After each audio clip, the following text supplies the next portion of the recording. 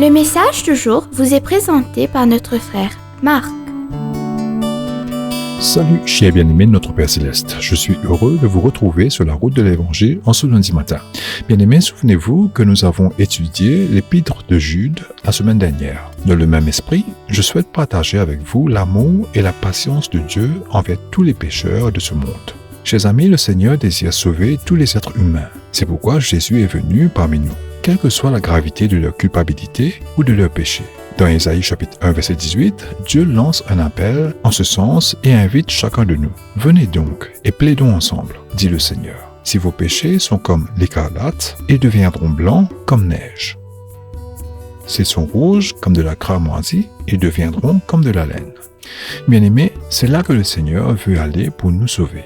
Pour étayer cela et comprendre profondément l'amour de Dieu et son désir pour notre salut, je prends aujourd'hui l'exemple du roi Manassé, dans 2 Rois chapitre 33. Veuillez lire attentivement ce chapitre et apprécier l'amour et le cœur de Dieu.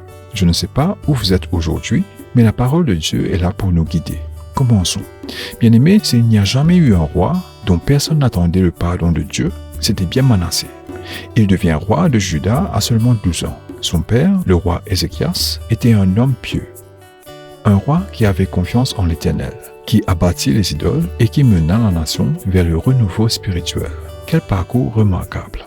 Mais Manassé, lui, ne suivit pas les traces de son père. Il régna dans la direction opposée. Son règne dura 55 ans, le plus long de toute l'histoire de Juda.